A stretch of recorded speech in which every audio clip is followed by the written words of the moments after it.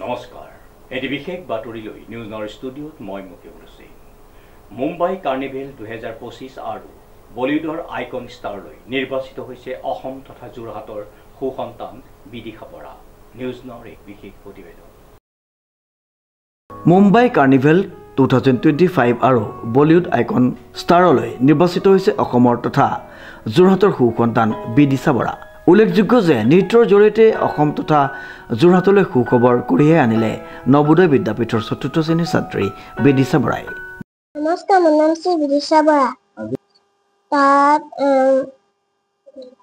সদৌ অসম ভিত্তিক এখন নৃত্য আছিল। তাত মই বেষ্ট ৱাৰ্ড পাই অংশগ্ৰহণ কৰি বেষ্ট ৱাৰ্ড পাই সক্ষম হৈছোঁ। মুম্বাইলৈ চিলেক্ট হৈছোঁ। যোৰহাট চেনিজান অঞ্চলৰ আহতগুৰিৰ বাসিন্দা বিদিশাই গুৱাহাটীৰ জ্যোতিচিত্ৰবনত সদৌ অসম ভিত্তিত অনুষ্ঠিত হোৱা এক প্ৰতিভা সন্ধানীমূলক নৃত্য প্ৰতিযোগিতাত অংশগ্ৰহণ কৰি শ্ৰেষ্ঠ বঁটা লাভ কৰি মুম্বাই কাৰ্নিভেল 2025 আৰু বলিউডৰ আইকন ষ্টাৰলৈ নিৰ্বাচিত হোৱাৰ সুযোগ লাভ কৰিছে। আপোনাৰ গুৱাহাটীৰ কথা কৈছোঁ মই। বাঁহী আছিলে, চিত্ৰাংকন আছিলে, সংগীত আছিলে, গোটেইখিনিয়ে তাত হৈ আছিলে। আমি গৈছিলোঁ আপোনাৰ যোৱা 30 তাৰিখে তাইক লৈ গৈছিলোঁ। তাত তাই অংশগ্ৰহণ কৰিলে। অংশগ্ৰহণ কৰি বেষ্ট এৱাৰ্ড পাই পেলাই মুম্বাইলৈ যাবলৈ সক্ষম হৈছিলে। মুম্বাইলৈ যাবলৈ মুম্বাই এটা টিকেটো দিয়া হৈছিলে। তাই ফ'ৰত পঢ়ি আছে, নবোদয় বিদ্যাপীঠত আমাৰ ওচৰতে আছে। তাই এতিয়া 9 বছৰ হৈছে। খুবেই ভাল লাগিছে। ইয়াৰ লগতে আমাৰ স্কুলখন হাতীপুৰা পথত আছে, ঢেকীয়াখোৱাত। তেখেতৰ সঞ্চালক হিচাপে নৱকৃষ্ণ বৰা ছাৰ আছে।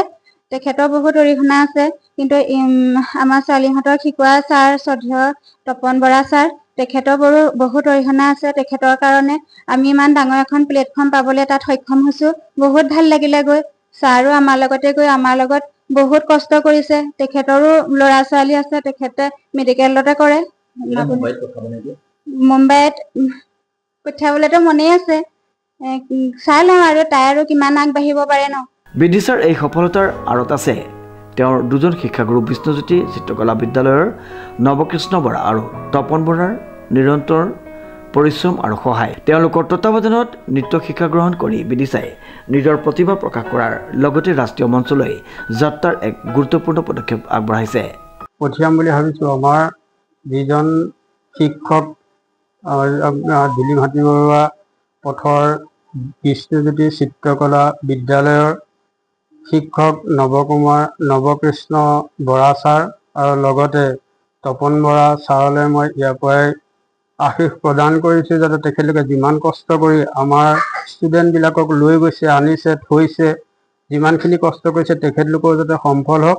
আৰু লগতে মুম্বাইলৈ যাবলৈ যিখিনি কৰিব লাগে তেখেতলোকে যাতে কৰি আমাক আগুৱাই নিবলৈ সক্ষম হয়, তাকে মই তেখেতলোকলৈ কামনা কৰিছোঁ। বিদিশা বৰাই এই সফলতা লাভ কৰাৰ পিছত ঘৰত উপস্থিত হোৱাৰ লগে লগে গাঁৱৰ ৰাইজে কণমানি বিদিশাক শুভেচ্ছা জ্ঞাপন কৰে আৰু স্থানীয় লোকসকলে গৰ্বৰে কৈছে যে বিদিশাই গাঁৱৰ লগতে সমগ্ৰ যোৰহাট তথা অসমলৈ গৌৰৱ কঢ়িয়াই আনিছে। বিদিশা বৰাৰ পিতৃ মাতৃয়ে কন্যাৰে অনন্য সফলতাৰ বাবে নৃত্যগুৰু দুজনলৈ আন্তৰিক ধন্যবাদ জ্ঞাপন কৰিছে। আমিও নিউজ নাওৰ পৰিয়ালৰ পৰা বিদিশা বৰাৰ উজ্জ্বল ভৱিষ্যত কামনা কৰিছোঁ আৰু লগতে এনেদৰে নিজ প্ৰতিভাৰ জৰিয়তে প্ৰতিফলিত হৈ প্ৰতিভাসম্পন্ন যুৱক যুৱতী ওলাই আহি নিজ অঞ্চলৰ লগতে অসম তথা যোৰহাটলৈ গৌৰৱ কঢ়িয়াই আনিবলৈ আদৰ্শ হৈ ৰ'ব কণমানি বিদিশা বৰা। খুবেই আনন্দিত আৰু সুখী অনুভৱ কৰিছোঁ। আমি মাজুলীৰ পৰা উঠি অহা এখন সৰু গাঁও আৰু মোৰ সেইজনী আচলতে ভাগিন নাতি ছোৱালী হয়। খুব কম বয়সত তাই ইয়াৰ আগতে ঢেকীয়াখোৱাৰ পৰা আৰম্ভ কৰি দিচাংমুখ, শিৱসাগৰ, গোলাঘাট, যোৰহাট বিভিন্ন অনুষ্ঠানত তাই অংশগ্ৰহণ কৰি এৱাৰ্ড পাইছে। কিন্তু এইবাৰ অতিকৈ আনন্দিত কথা, গুৱাহাটীৰ জ্যোতিচিত্ৰবনত অনুষ্ঠিত হোৱা সদৌ অসম যিটো নৃত্য প্ৰতিযোগিতা আছিলে তাত অংশগ্ৰহণ কৰি বেষ্ট এৱাৰ্ড পায়।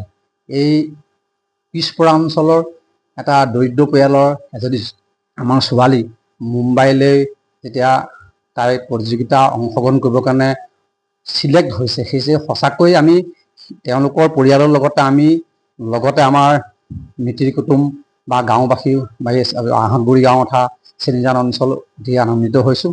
আমি আশা কৰিছোঁ ভগৱন্তই কৃপা কৰক আৰু তাইক সকলোৰে আশীৰ্বাদ মৰম যাতে তাইৰ লগত থাকে আৰু যাতে বহুদূৰ আগুৱাই যায়, আমি তাৰ কাৰণে পৰম পিতাৰ প্ৰাৰ্থনা জনাইছোঁ।